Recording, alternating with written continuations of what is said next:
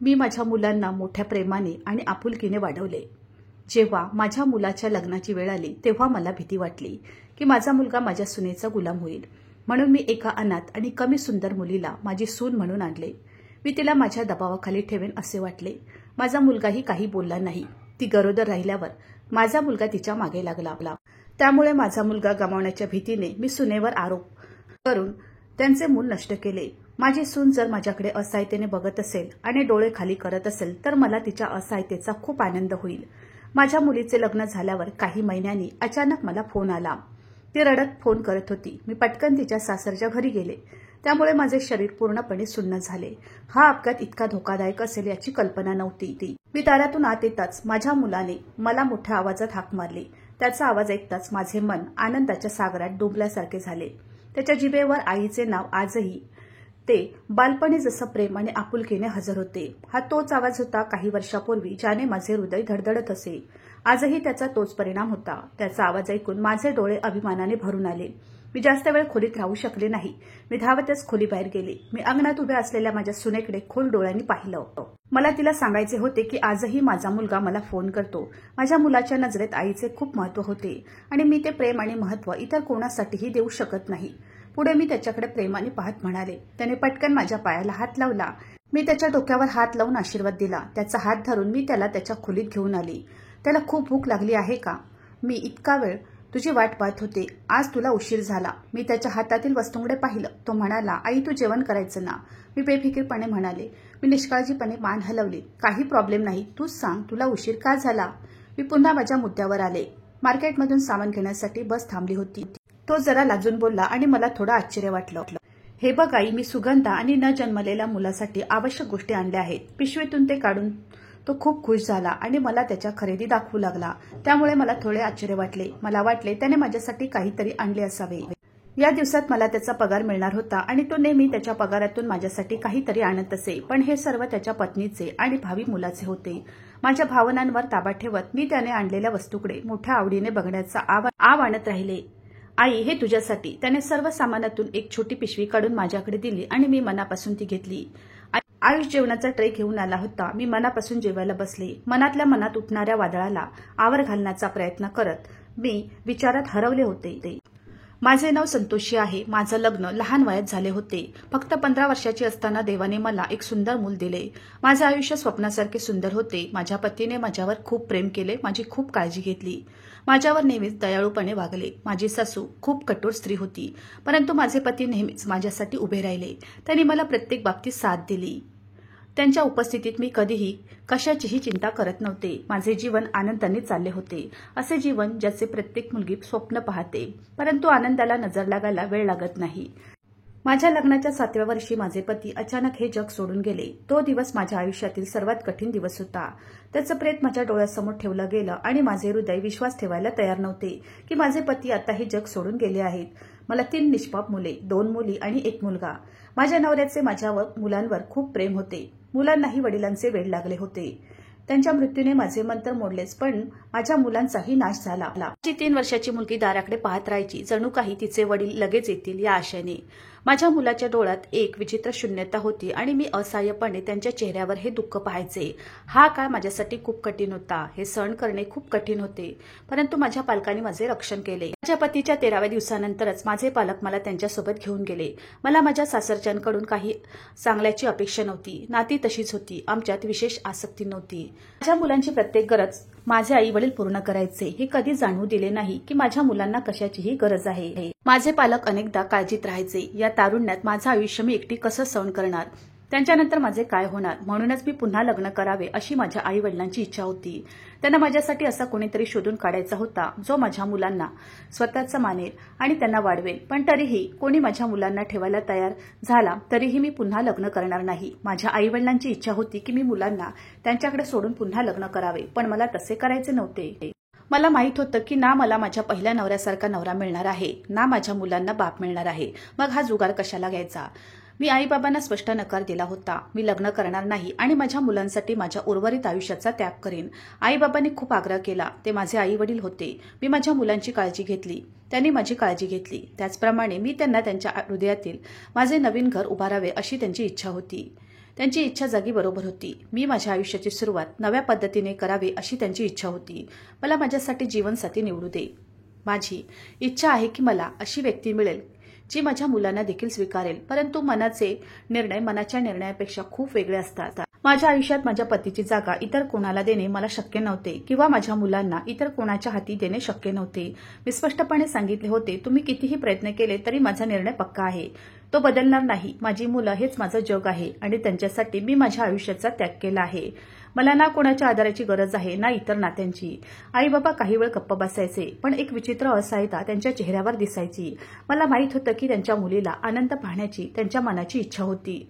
माझ्या मुलांचे निरागस जीवन, त्यांची स्वप्ने, त्यांच्या आशा सर्व काही माझ्या आयुष्याचा उद्देश बनला होता. मला माहीत होते की या जगाच्या शक्ती या निष्पाप लोकांसाठी सोपे नसतील. आईशिवाय त्यांची काळजी कोणीच घेऊ शकत नाही. माझे उत्तर मी बदलले नाही. त्यांच्या प्रयत्नांचा माझ्यावर काहीही परिणाम झाला नाही. मी माझ्या मुलांवर किती प्रेम करते याच्या तुलनेत प्रत्येकाचे शब्द निरुपयोगी वाटत होते. मी माझ्या मुलांना कोणत्याही किमतीत सोडू शकत नाही. माझ्यानंतर मुलांचे काय होऊ शकते हे मला माहीत होते. आईसारखे प्रेम त्यांना दुसरे कोणी देऊ शकले नसते. भले ते त्यांचे आजी आजोबा असले तरी मी दुसरं लग्न कधीच मान्य केलं नाही. मुलांसोबत आयुष्य जगू लागले. काही वेळाने आई बाबांनीही पराभव स्वीकारला. माझ्या मनात जे आहे ते बदलू शकत नाही हे त्यांना माहीत होते, पण तीच काळजी त्यांच्या चेहऱ्यावर दिसत होती. त्यांची मुलगी एकटीने आपले आयुष्य कसे घालवेल. आई बाबांनीही भावाची लग्न लावून दिली. त्यांनी त्याला वेगळे केले कारण भाईला स्वतःची मुले झालीत आणि त्याने आपल्या मुलांवर प्रेम केले. तर हे सर्व पाहून माझ्या मुलांना वडिलांची उणीव जाणवेल यासाठी त्यांना हे नको होत. त्यांची बायको कदाचित माझ्या मुलांबद्दल वाईट विचार करेल किंवा तिला माझ्या मुलांचे ओझे वाटेल, म्हणून त्यांनी आधीच योग्य निर्णय घेतला होता. आई बाबांनी माझ्यासाठी सर्व प्रेमाचा त्याग केला होता. आम्ही ज्या घरात राहत होतो ते घरही त्यांनी माझ्या नावावर केले. माझ्या आयुष्याच्या वेळी माझ्या भावाला माझा वाटा दिला. त्यानंतर मला कोणतीही आर्थिक अडचण येऊ नये म्हणून उर्वरित मालमत्ताही माझ्या नावावर हस्तांतरित करण्यात आली. माझ्या मुलांचे जीवन आनंदी होते आणि माझ्यासाठी कशाचीही कमतरता नव्हती. आई वडिलांच्या निधनानंतर मला त्यांच्या संपत्तीचा खूप आधार मिळाला. आता ते गेले होते, पण त्यांचे वागणे आणि पैसा मला खूप उपयोगी पडला. तोपर्यंत माझी मुलं ही एवढी मोठी झाली होती की त्यांनी स्वतःला माझी ढाल म्हणून वापरलं. माझ्या मुलांना हे चांगलंच ठाऊक होतं की मी माझ्या संपूर्ण आयुष्याचा त्याग केला आहे. मी माझ्या सुखाचा कधी विचार केला नाही. वडिलांच्या मृत्यूनंतर मी त्यांच्यासाठी सर्व काही बनण्याचा प्रयत्न केला. माझ्या त्यागाचा परिणाम दिसून आला. माझा मुलगा माझे खूप ऐकायचा. त्याचं माझ्यावर प्रेम होतं. विशेषतः माझा मुलगा खूप हुशार होता. त्याला प्रत्येक क्षणी माझे त्याग समजले. माझा आदर केला. त्याला हे देखील माहीत होते की मी त्यांच्यासाठी दुसरे लग्न देखील केले नाही. मी माझे संपूर्ण आयुष्य एकट्याने घालवले होते. त्याने माझ्यावर अशा प्रकारे प्रेम केले की माझ्या हृदयाला शांती आणि आनंद मिळाला. हे माझ्यासाठी सर्वात महत्त्वाचे होते. माझ्या मुलांचे यश पाहून माझे कुटुंबीय माझे कौतुक करताना थकले नाही. तो फक्त अभ्यासातच तेजस्वी नव्हता, तर तो प्रेमळ आणि हुशार होता. तो अशा वातावरणात वाढला की तो नेहमी चांगला वागला, आपल्या वडिलांचा आदर केला आणि कधीही गैरवर्तन केले नाही. माझ्या आयुष्यातील सर्वात मोठा आशीर्वाद म्हणजे माझे बलिदान व्यर्थ गेले नाही. माझ्या मुलांचे प्रेम आणि त्यांचे यश हे माझ्या आयुष्यातील सर्वात मोठे बक्षीस होते. हे सर्व माझ्या पालकांच्या प्रार्थना आणि माझ्या संगोपनाचे फळ आहे आणि मी माझ्या मुलांना पाहिल्यानंतरच मनातल्या मनात देवाचे आभार मानत असे. माझा भाऊ माझ्यावर काहीसा रागावला कारण त्याला वाटले की आई बाबांनी मला त्याच्यापेक्षा जास्त पैसे दिले आहेत. आई बाबांनी मला खूप साथ दिली हे खरे. त्यांनी मला माझ्या भावापेक्षा खूप मदत केली, पण मी विधवा असल्याने त्यांच्या दारात बसले होते आणि मला कोणत्याही प्रकारची कमतरता भासू नये म्हणून त्यांनी माझ्या भावाच्या वाट्यापेक्षा थोडे अधिक पैसे माझ्या नावावर ठेवले होते, जेणेकरून त्यांच्या आयुष्यानंतर मला कोणत्याही प्रकारचा त्रास होऊ नये. या गोष्टीने भाऊ संतापला. त्याला वाटले की आई बाबांनी बहिणीला आपली सर्व संपत्ती देऊन फसवले आहे. आई बाबांनी सर्व काही स्वेच्छेने आणि आनंदाने केले, मग त्यात माझा काय दोष होता. मी माझ्या वडिलांना कधीही माझ्याकडे सर्व काही हस्तांतरित करण्यास सांगितले नव्हते. हा निर्णय त्यांनी स्वतःच्या इच्छेने घेतला होता. हा त्यांचा स्वतःचा निर्णय होता. भावाने मन मोठे ठेवून मी विधवा असून मला आता कोणाचाही आधार नाही असे वाटायला हवे होते. तो स्वतः चांगल्या पदावर होता, चांगले पैसे कमावत होता, आपल्या मुलांना चांगले भविष्य देत होता. आईबाबांनी अगदी बरोबर विचार केला होता. त्यांच्या मृत्यूनंतर माझा आधार कोण असेल. मी 1 रुपयासाठीही अवलंबून राहिले असते. मला हे नको होतं आणि माझ्या पालकांनाही हे नको होतं. माझ्या भावाच्या नाराजीची मला पर्वा नव्हती. माझी मुले माझ्यासोबत होती. मला आणखी काय हवे आहे. माझा मुलगा आयुष नेहमी अभ्यासात हुशार होता. त्याला खूप चांगले मार्क्स यायचे. याच कारणामुळे त्याला चांगली नोकरीही मिळाली. माझ्या कुटुंबातील मुलांच्या तुलनेत तो खूप चांगला होता. माझ्या भावाचा मुलगा मोठ्या कष्टाने पास झाला, तर आयुषला खूप चांगले गुण मिळाले. ही माझ्यासाठी खूप अभिमानाची बाब होती. मी सगळ्यांना त्यांच्या यशाची कहाणी मोठ्या अभिमानाने सांगायचे. तो खूप हुशार आणि मेहनती मुलगा होता. चांगली नोकरी मिळाल्यावर त्याने सुटकेचा निश्वास सोडला. आता मला माझ्या 3 मुलांची लग्न करायची होती, पण माझ्या मनात आधी माझ्या 2 मुलींची लग्न करायची होती. त्यांचे घर बसवायचं होतं आणि मग आयुष्यासाठी वधू शोधायची होती. असा विचार करून मी माझ्या मुलींसाठी चांगले नाते शोधू लागले. माझ्या मुली खूप सुंदर, खूप हुशार होत्या, त्यामुळे चांगल्या नातेसंबंधाची कमतरता असू शकत नाही. पण मी अशा नात्याच्या शोधात होते जिथे त्या आनंदी जीवन जगू शकतील आणि सदैव शांततेत राहू शकतील. मी माझे संपूर्ण आयुष्य माझ्या मुलांसाठी ढाल म्हणून घालवले होते. त्यामुळे लग्नानंतर त्यांच्या आयुष्यात कोणत्याही प्रकारची अडचण येऊ नये अशी माझी इच्छा होती. माझ्या मुली आनंदात जगल्या. माझ्या मुलींना कोणाचीही उणीव भासू नये, पण वडिलांची जागा कोणी घेऊ नये यासाठी मी सर्वतोपरी प्रयत्न केले. काजल आणि पलक पहिल्यापासून खूप गोड होत्या. त्या बहुतेक स्वतःमध्ये मग्न असत. मला कल्पना होती की त्यांना त्यांच्या वडिलांची खूप आठवण येते, त्यामुळे त्यांचे लग्न अशा घरात व्हावे जिथे त्यांना आनंद आणि शांती मिळेल. मी त्यांच्यासाठी एकुलता एक मुलगा शोधत होते आणि त्यांच्या पत्नीला खूप प्रेम देणारे असे नाते सहजासहजी येत नव्हते. तरीही सुदैवाने मला एक चांगला मुलगा मिळाला होता. पुलकित फक्त शिकलेलाच नव्हता, तर एक आनंदी मुलगा होता. पुलकित आणि काजल एकाच कॉलेजमध्ये शिकले होते आणि ते दोघेही एकमेकांना पसंत करत होते. म्हणूनच त्याने काजलला कधीच प्रपोज केलं नाही, पण त्यालाही काजलशी लग्न करायचं होतं. म्हणून तो थेट त्याच्या आईसोबत आमच्या घरी आला. पुलकित कॉलेजमध्ये काजलसोबत शिकत असे हे जाणून मला आश्चर्य वाटले. काजलला तितकंच आश्चर्य वाटलं. मम्मी, तो माझ्यासोबत कॉलेजमध्ये शिकला, पण तो मला कधी आवडू लागला हे मला कळलंच नाही. माझ्याकडून असे काही नाही. तुझी इच्छा आहे तर तुला बरे वाटले तर हे नाते स्वीकार. काजलचा मला खूप अभिमान वाटला. ती सोज्वळ होती आणि तिच्या आवडीनिवडी माझ्या निर्णयावर सोडल्या. पुलकितचे प्रेम एका बाजूला होते. त्याला त्याच्या आईचे हृदय एक्सप्लोर करायचे होते. तो काजलला नेहमी खुश ठेवेल याची मला खात्री होती. मी माझा मुलगा आयुषकडून त्याचे मत घेतले आणि नंतर पुलकितच्या कुटुंबियांना सांगितले की आम्हाला हे नाते आवडते. पुलकितच्या भावाशी लहान मुलीचे नातेही पक्के झाले होते आणि मी माझ्या मुलींच्या लग्नाची तयारी करू लागले. मी काजल पलक सोबतचं नातं फायनल केलं होतं, पण माझी मुलगी मला कायमची सोडून जाईल या विचारानेही मला पछाडलं होतं. मुलींना एक ना एक दिवस परके व्हावेच लागते. देव त्यांना सुखी ठेवो हे मी मनाला समजावत असे. माझे हृदय माझ्या मुलींसाठी प्रत्यक्षाने प्रार्थना करत होते. त्या सुखी असो. मी लग्नाच्या तयारीत खूप व्यस्त होते. मला माझ्या मुलींच्या लग्नात कोणत्याही प्रकारचा दोष नको होता. माझ्या गावातील एका असहाय्य महिलेला मी मदतीसाठी बोलावले. ती बाई माझ्या सासरच्या लोकांनाही चांगली ओळखत होती. तिने आपले संपूर्ण आयुष्य गरिबीत घालवले होते आणि आता तिचीही तीच परिस्थिती होती. एके दिवशी ती आपल्या नातीला घेऊन आली. मी खूप खोल नजरेने तिच्याकडे लक्षपूर्वक पाहत होते. तिची नात काही बोलली नाही, जी खूप शांतपणे आणि वेगाने हात हलवत होती. सर्व कामात मग्न होती. ती बाई म्हणाली, संतोषी, या मुलीबद्दल काय सांगू. ती लहान असताना तिची आई वारली. वडिलांनी दुसरं लग्न केल्यापासून ती माझ्यासोबत राहते. तिचे बोलणे ऐकून मला या मुलीचे खूप वाईट वाटले. ती किती दुर्दैवी होती, पण तिचे दुर्दैव दूर करता आले असते हा विचार लगेच माझ्या मनात आला की जर मी या मुलीला आयुषची वधू म्हणून आणले तर ती माझ्यासमोर कधीच डोकेवर काढू शकणार नाही आणि माझा मुलगा माझ्यापासून कधीही दूर जाऊ शकणार नाही. जेव्हापासून 2 मुलींचे नाते निश्चित झाले आणि तिच्या भावी नवऱ्यासाठी मी जी अट ठेवली होती तेव्हापासून मी सांगितलेली प्रत्येक गोष्ट त्यांनी न डमकता स्वीकारली होती. मी माझ्या आयुषला याबद्दल पटवून दिले होते आणि एकीकडे मी आनंदी होते, दुसरीकडे तीही अस्वस्थ होती. मला काळजी वाटत होती की उद्या माझ्या मुलाचे आयुष्य नाते निश्चित होईल आणि तो आपल्या सासू सासऱ्यांचे असे पालन करेल, तेव्हा मला ते सहन होणार नाही. माझा फक्त माझ्या मुलांवर हक्क होता आणि उद्या कोणीही येऊन त्याचा ताबा घ्यावा. त्याच्या बायकोने त्याला माझ्या विरुद्ध करावे अशी माझी इच्छा नव्हती. मला या घरावर स्वतः राज्य करायचे होते.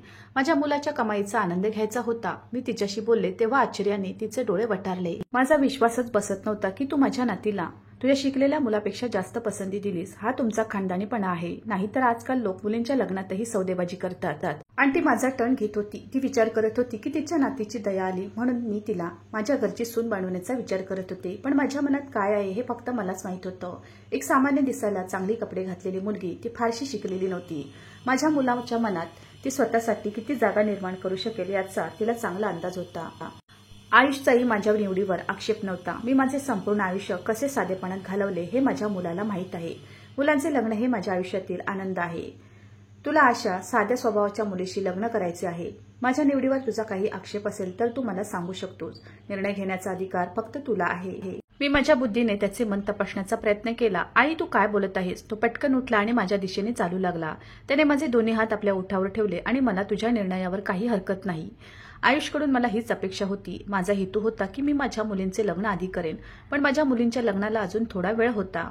अचानक ती आंटी देवाच्या घरी गेली. तिच्यानंतर त्या मुलीची काळजी घेणारे कोणी नव्हते. सध्या मला तिच्याशी आयुषचे लग्न करून माझ्या घरी आणायचे होते. पहिल्या दिवसापासून मला माझ्या सुनेबद्दल खूप आदर होता. तिने तिचा दर्जा आणि महत्त्व ओळखावे अशी माझी इच्छा होती. पहिल्या दिवसापासून मी तिला या घरात राहण्यासाठी काही नियम आणि अटी सांगितले होते. त्यापैकी फक्त मला सहमती द्यावी लागली. मी तिला माझा मुलगा आयुषच्या जवळ जाऊ दिले नाही. दिवसभर घरातील कामात व्यस्त ठेवत होते. मी आयुषचे लग्न अगदी साध्या पद्धतीने आयोजित केले होते, पण मला त्याचे स्वागत मोठ्या थाटामाटात करायचे होते. आयुषच्या लग्नानंतर काही महिन्यांनी मी माझ्या दोन्ही मुलींची लग्न करून त्यांना निरोप दिला. माझ्या दोन्ही मुलींची सासू मला जरा कडक वाटत होती, पण तिच्या नवऱ्याने तिच्यासाठी आयुष्य वेचले हे मला माहीत होते.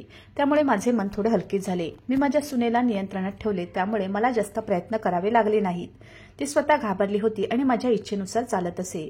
आयुष अजूनही माझ्यावर पूर्वी इतकाच प्रेम करत होता, पण तो त्याच्या पत्नीसोबत हवा तसा वेळ देत होता. मी माझे जीवन अतिशय आरामात आणि शांततेने जगत होते. या बातमीने माझे सर्व शांतता भंग पावली होती. आयुष आता बाप होणार होता. जेव्हा त्याने स्वतः मला ही आनंदाची बातमी सांगितली, तेव्हा मलाही हे ऐकून आनंद झाला. पण जेव्हा मी आयुषला त्याच्या बायकोसमोर चालताना आणि तिची काळजी घेताना पाहिले, तेव्हा माझे मन समजू शकले. मला माहीत नव्हते की ती अचानक तिच्या पतीची लाडकी होईल. त्या अनाथ मुलीने सारा खेळच बदलून टाकला होता. कधी आयुष्य तिच्यासाठी भरपूर फळ आणायचा, तर कधी त्याच्या मुलांसाठी खरेदी करायचा. तो तिला नियमित डॉक्टरकडे घेऊन जात असे. त्याचं एवढं तडफडणं मला सहन होत नव्हतं. इतकं सामान कोणासाठी आणलंस? एके दिवशी संध्याकाळी आयुष घरी परतला, तेव्हा त्याच्या हातात अनेक पिशव्या पाहून मला आश्चर्य वाटले. आई सुगंधाने काही महत्त्वाच्या गोष्टींची ऑर्डर दिली होती आणि काही लवकरच बाळासाठी आणल्या आहेत. तो चमकणाऱ्या चेहऱ्याने म्हणाला आणि वस्तू बाहेर काढून मला दाखवू लागला. तिला या सर्व गोष्टींची गरज का होती? ती लग्नाआधीही गरिबीत राहिली होती. मग आता ती या गोष्टींशिवाय का राहू शकत नाही? माझे हृदय जळून राग झाले. नुसते सामान आणून सहन केले असते, पण आजकाल आयुष बायकोच्या मागे पुढे हिंडत असे.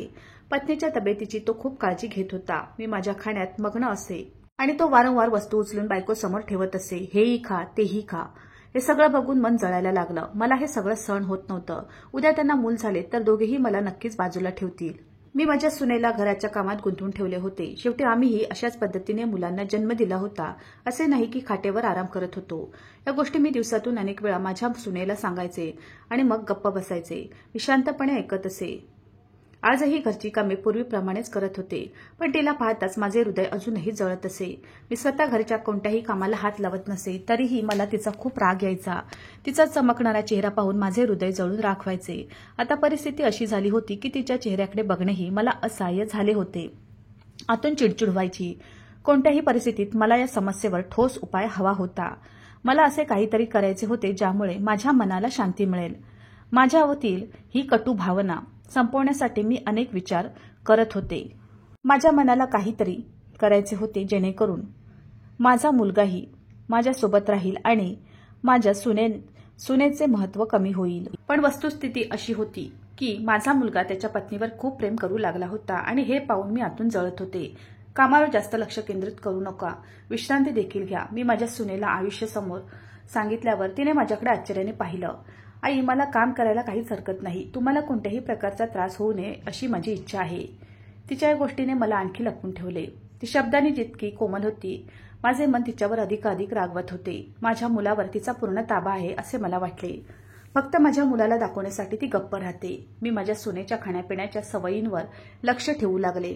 थोडे कमी खा, नाहीतर बाळाचे वजन कमी आणि तुझे जास्त होईल. अनेकदा अशा अति खाण्यापिण्यामुळे मूल अशक्त होऊन आई लठ्ठ होते. आयुषला काय माहीत?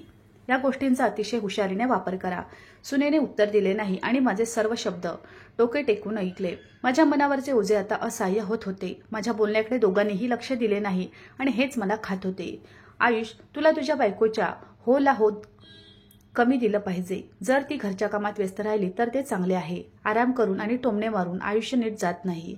एक दिवस मी आयुषचे कान भरायचे ठरवले. आयुषने माझे म्हणणे लक्षपूर्वक ऐकले, पण त्याच्या चेहऱ्यावर कोणताही प्रभाव दिसत नव्हता. आई, तिची काळजी करू नकोस. ती सर्व काही बरोबर करत आहे. तिने विश्रांती घेतली तर काही चूक नाही. तुम्ही फक्त आनंदी राहा.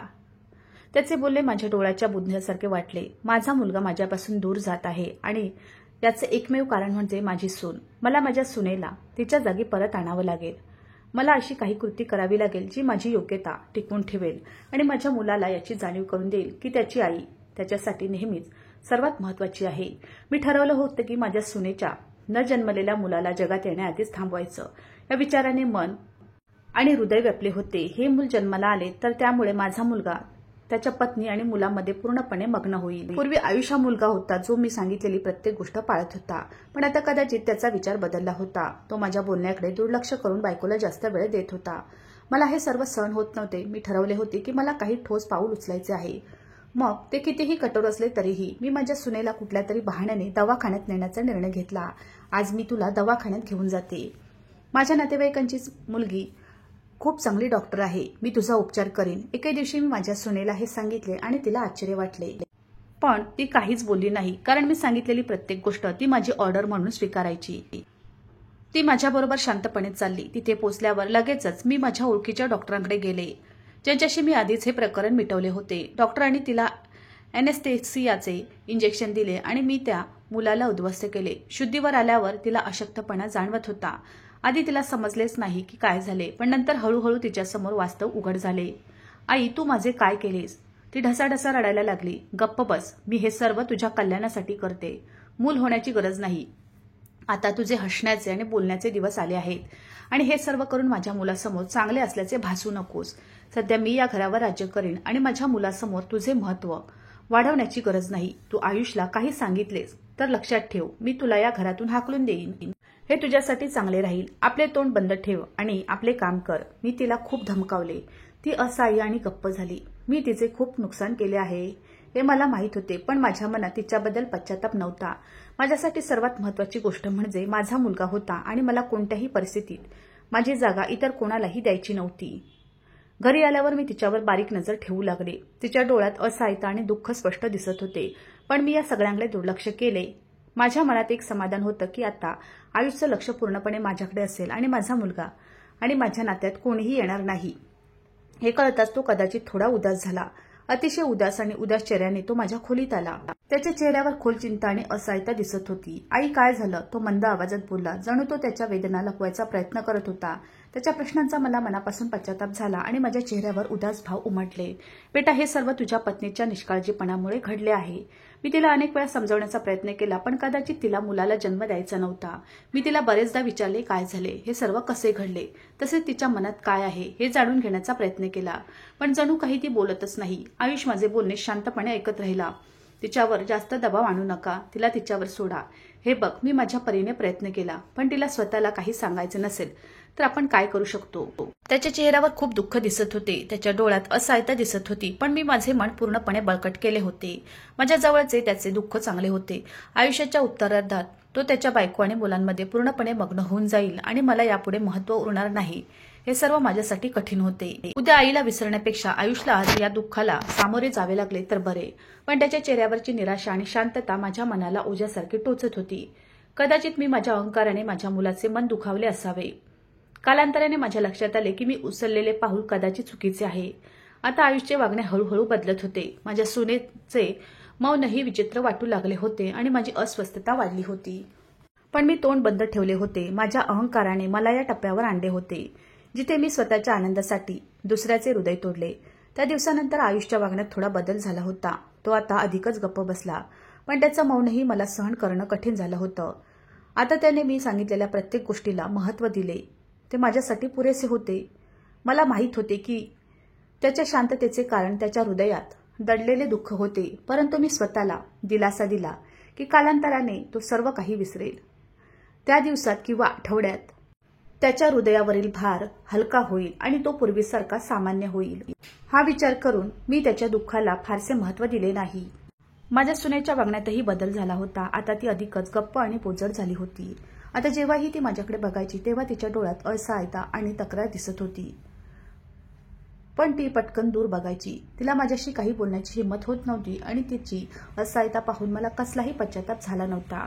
शेवटी जेव्हा मी माझ्या मुलाला एवढं दुःख द्यायचं ठरवलं होतं तेव्हा माझ्या सुनेची परिस्थिती माझ्यासाठी महत्त्वाची नव्हती. आता माझ्या आयुष्यात सर्व काही माझ्या इच्छेनुसार घडत होते. परिस्थितीवर माझे नियंत्रण होते आणि वेळ माझ्या हातून निसटू दिली नाही. मी माझे स्थान आणि महत्त्व पक्के केले. त्याचा माझ्या मनात एक विचित्र आनंद होता.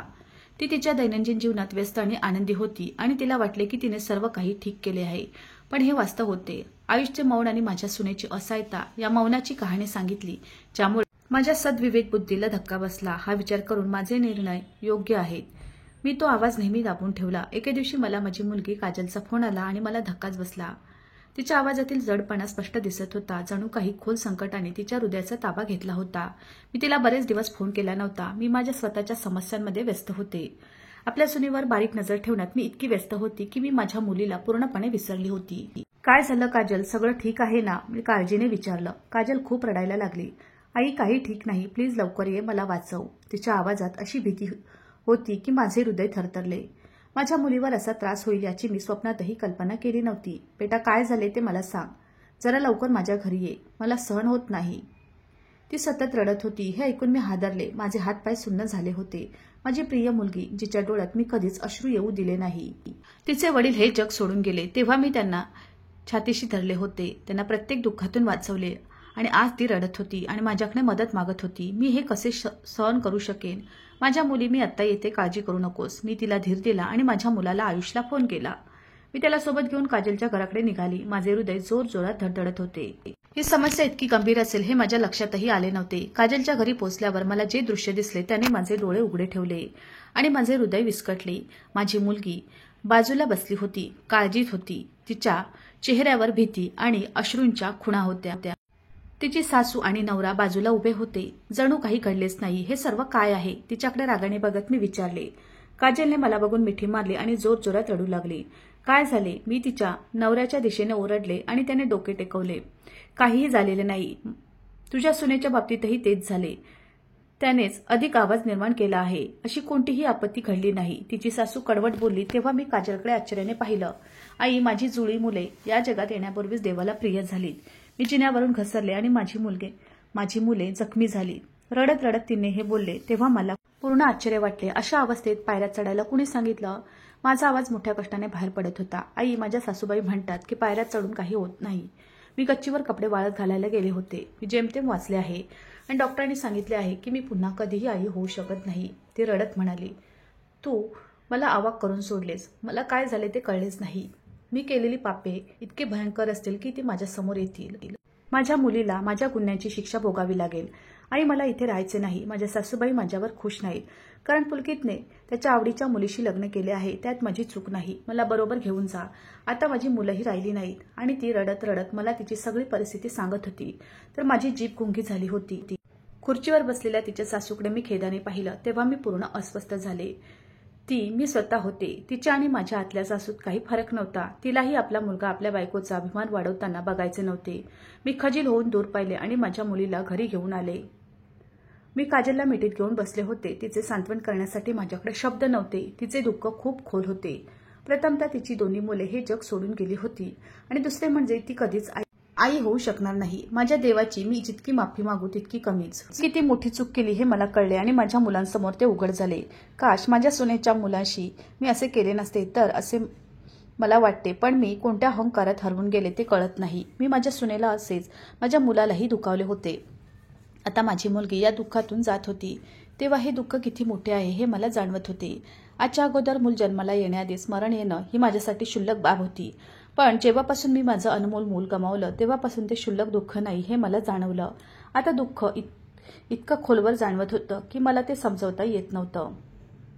या सगळ्याचा विचार मी आधी केला असता तर आज माझ्या मुलींची ही अवस्था झाली नसती. पण मुलगी आणि सून यांच्यात फरक एवढाच होता की मला सुनेचे दुःख कधीच वाटले नव्हते. उलट सगळेच नाटकी आणि कृत्रिम वाटत होते. तर मुलीचे दुःख मला खरेच जाणवले होते. ते इतकं की माझं हृदय फुटलं होतं. तिची अवस्था बघून मला सहन होत नव्हतं. अजून एक दुःख माझ्या डोक्यावर पडलं तेव्हा मला या दुःखाने घेरले होते. माझी धाकटी मुलगी पलक हिच्या पतीचा मोठा अपघात झाला आणि त्या अपघातात तिच्या नवऱ्याचे दोन्ही पाय गमवावे लागले. आता माझ्या दोन्ही मुलींच्या डोक्यावर दुःखाचा डोंगर कोसळला होता आणि मी त्यांच्याकडे बुद्धासारखे बघत होते. माझे पाप माझ्या समोर येत होते. मी ताबडतोब घरच्या मंदिरात डोकं टेकवलं आणि रडू लागले. देवा, प्लीज थांब. यापेक्षा जास्त सहन करण्याची ताकद माझ्यात नाही. मी माझे थरथरणारे हात आयुष समोर जोडले. मला माहित आहे की मी तुला खूप दुखावले आहे. परत मला शक्य असल्यास मला माफ कर. आता हे पापाचे ओझे मी माझ्या हृदयावर ठेवू शकत नाही. मला फक्त एवढंच वाटत होतं की माझ्या घरात माझं महत्त्व कमी होऊ नये आणि मी बघत होते की माझी सून गरोदर राहिल्यापासून तू तुझ्या बायकोकडे खूप लक्ष देत होतास. मी सगळी हकीकत सांगितली. आयुषने पटकन माझे दोन्ही हात धरले. आई, तू मला लाजवत आहेस. असं करू नकोस. मला माहीत आहे, मला सगळं माहीत आहे. त्याचे शब्द विजेसारखे माझ्यावर पडत होते. मी आश्चर्याने विस्पारलेल्या डोळ्यांनी त्याच्याकडे पाहिलं. तुला सर्व माहीत आहे का? मी थरथरत्या आवाजात विचारले आणि त्याने होकार दिला. माझ्या आईने नकार देऊनही सुगंधा इतकं मोठं दुःख स्वतःकडे ठेवू शकली नाही. तिने मला सांगितले की तू तिच्याशी काय केलेस, पण मी गप्प राहिलो. हे वचन मी स्वतःला दिले होते की मी माझ्या आईला कधीच दुखावणार नाही. मग मी तुला काही कसे बोलणार, म्हणूनच मी गप्प राहिलो. आयुषचे बोलणे ऐकून जमीन फुटेल आणि मी त्यात गळून जाईल असे वाटले. त्याला माझे सत्य माहीत असूनही त्याच्या वागण्यात मला काही फरक पडला नाही. मी आदरास पात्र नसतानाही त्याने माझा आदर केला. मी त्याची आई आहे याचा अर्थ मी त्याच्या मुलाचे सुख हिरावून घेईन असे नव्हते. मी एक विषारी आई असल्याचे सिद्ध केले होते, जिने तिच्या मुलाचे सुख हिरावून घेतले होते. तर माझा मुलगा इतका चांगला होता. तो आपल्या मुलाच्या खुन्यालाही आदराने वागवत होता. मी काय करू शकतो? मग मी एका बाजूला माझं मूल होतं, दुसऱ्या बाजूला माझी आई होती. मला वाटत होतं की या क्षणी आई मुलापेक्षा मोठी आहे, म्हणूनच मी तुझ्याकडे तक्रार केली नाही. तो संत शब्दात बोलला तेव्हा मी मुकीच राहिले. मी याबद्दल किती चुकीचा विचार केला होता, पण तो खूप गोंडस होता. आता माझी माफी मागायची हिंमत नव्हती. तोंडातून शब्दच निघत नव्हते. त्यामुळे जरा गोंधळल्यासारखे वाटत होते. मला फक्त समजले की तो त्याच्या मुलाबद्दल दुःखी आहे. मग खरं तर त्याला दुःख होतं की आपल्या जीवापेक्षा आपली लाडकी आई आपल्या मुलाला त्रास देत होती. काजलही गप्प बसली होती. आईकडून तिला काही अशी अपेक्षा नव्हती. मी माझ्या मुलांच्या नजरेत पडले होते. पण आई, मी एक निर्णय घेतला आहे आणि मला आशा आहे की या निर्णयात तुम्ही मला नक्कीच साथ द्याल. आता मी पुन्हा धोका पत्करणार नाही, कारण माझी पत्नी पुन्हा गरोदर आहे. तू पुन्हा एकदा तुझ्या द्वेषाला वाव दिलास तर मी तुझ्याबरोबर राहू शकणार नाही. तुम्ही माझ्या जन्मलेल्या मुलाला इजा करण्याचा प्रयत्न केलात तर मी सर्व विसरेन. मी आणखी वेदना सहन करू शकणार नाही. सुगंधासाठी स्वतंत्र घराची व्यवस्था करण्याचे मी ठरवले आहे. मी तिला वेगळ्या घरात ठेवीन. तिलाही सर्व अधिकार आहेत. तिने तिचे आयुष्य तिच्या इच्छेप्रमाणे जगावे. मला कधीच वाटले नाही की तिने तुमची इज्जत कमी होऊ द्यावी. पण मी तुला सोडून जाईन असे समजू नकोस. मी इथेही येत राहीन आणि तुला कोणत्याही प्रकारची कमतरता जाणवू देणार नाही. तू मला परवानगी दे. सुगंधासाठी मी घराची वेगळी व्यवस्था केली आहे असे तो डोळे मिटून खालच्या शब्दात म्हणाला. माझे मन हेलावून गेले. त्याच्या नजरेत माझं महत्त्व कमी होऊ नये असं मला वाटत होतं. पण तो घर सोडण्याचं बोलत होता. मी काय केलं होतं? माझं घर मी स्वतःच्या हाताने उद्ध्वस्त केलं होतं. माझ्यात इतकं धाडसही नव्हतं की मी त्याला थांबवू शकेन. माझे डोके आपोआप होकारले. तू तुझ्या सोयीनुसार कोणताही निर्णय घेऊ शकतोस. मी तुला अडवणार नाही. माझे बोलणे ऐकून तो शांत झाला. तुझ्या परवानगीशिवाय मी काही करणार नाही. आई, तुझ्या इच्छेप्रमाणे होईल. त्याने माझ्या पायाला हात लावला आणि खोलीतून बाहेर पडला. मी डोकं धरून बसले. मी फक्त माझ्या हातून माझा मुलगा गमावला नाही, तर त्याच्या नजरेतून माझा आदरही गमावला आहे. आणि माझ्या गुन्ह्याची शिक्षा क्वचितच मिळाली होती आणि मी माझ्या 2 मुलींच्या नजरेतही पडले होते. माझ्या अशा कृती ऐकूनही काजल आणि पलक आपापल्या घरी गेल्या. माझी धाकटी मुलगी खूप अस्वस्थ आहे. तिच्या नवऱ्याची तब्येत बरी नाही आणि ती नोकरी करते. मी माझे संपूर्ण घर